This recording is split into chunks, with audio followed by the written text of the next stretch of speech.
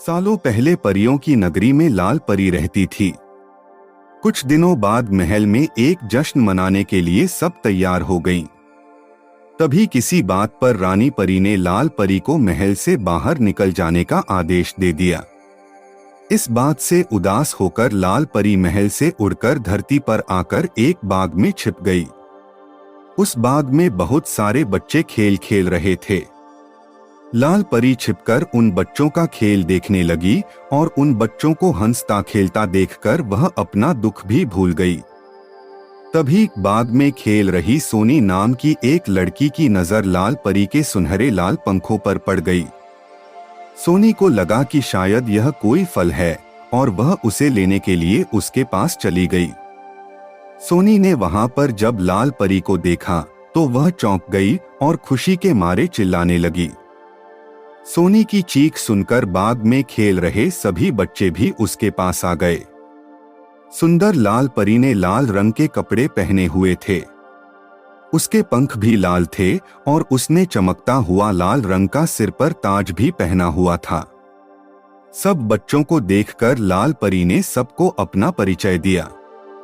यह सुनते ही सारे बच्चे खुश हो गए और उछल कूद करने लगे। बच्चों ने दादी से कहानी में सुना था कि लाल परी सारी मनोकामनाएं पूरी करती है। इसी वजह से सारे बच्चे लाल परी को देखकर और खुश हो गए और अपनी इच्छाएं बताने लगे। तभी चिंटू की इच्छा सुनने के बाद लाल परी ने अपनी छड़ी घुमाई और चिंटू हवा की सैर करके वापस जमीन पर आ गया। फिर लाल परी ने अपनी छड़ी घुमाई और एक रसीला ताजा आम सोनी के हाथों में आ गया। इसके बाद लाल परी ने फिर से अपनी छड़ी घुमाई और बाग के सभी फूल रोशनी से जगमगाने लगे। लाल परी के जादू देखकर सभी बच्चे बहुत खुश थे और लाल परी भी परी महल में चल रहे उत्सव और महल में न रहने का अपना दुख भूल गई थी। इसके बाद जैसे ही फूलों का चमकना कम हुआ, आसमान के सारे तारे चमकने लगे। फिर बच्चों ने लाल परी से विदा लिया और अपने अपने घर जाने को तैयार हो गए। बच्चों के जाने के बाद लाल परी का मन फिर से उदास हो गया। लाल परी को उदास देखकर सोनी से रहा न गया तो उसने उससे उसकी उदासी का कारण पूछ लिया। लाल परी ने सोनी को रानी परी की सारी बात बता दी। यह सुनने के बाद सोनी ने कहा, आपने कोई शरारती हरकत की होगी तभी रानी परी ने ऐसी सजा दी है। मैं जब भी घर में शरारत करती हूँ तो मेरी माँ भी मुझे कोई न कोई सजा दे देती हैं। सफाई देते हुए लाल परी ने कहा, नहीं, मैंने कोई शरारत नहीं की थी। लाल परी की सफाई सुनकर मुस्कुराते हुए सोनी ने फिर से कहा, कुछ तो शरारत की ही होगी। इतना सुनते ही लाल परी ने अपनी छड़ी और नजरें सोनी से चुरा लीं। नजरें नीची करते हुए लाल परी ने कहा, हाँ, मैंने एक शरारत की थी।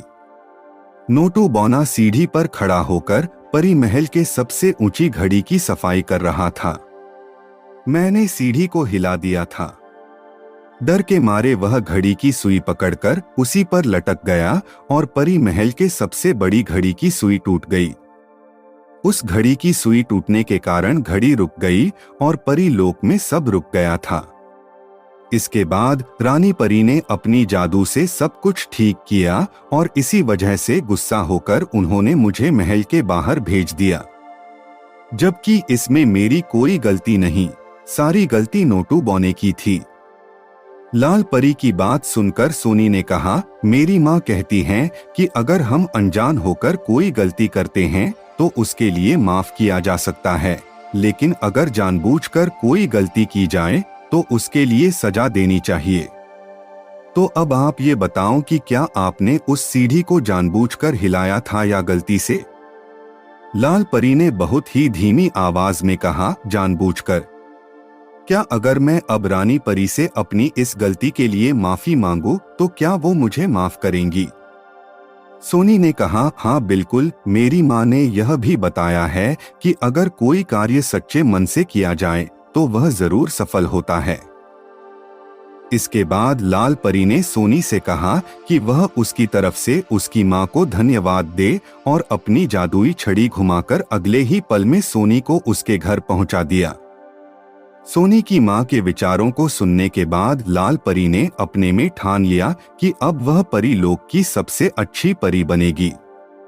इसके बाद उसने अपने दोनों पंख फैलाए और आसमान की तरफ उड़ चली रानी परी से अपनी गलती के लिए माफी मांगने के लिए। फिर परीलोक पहुंचकर उसने सच्चे मन से अपनी गलती मानकर रानी परी से माफी मांगी और उन्होंने भी उसे माफ कर दिया। दोस्तों, इस कहानी से हमें ये सीख मिलती है कि बेवजह किसी को परेशान नहीं करना चाहिए और अगर अपनी किसी गलती के लिए माफी मांगना चाहते हैं तो उसके लिए सच्चे मन से माफी मांग लेनी चाहिए। सच्चे मन से किया गया काम हमेशा अच्छा होता है।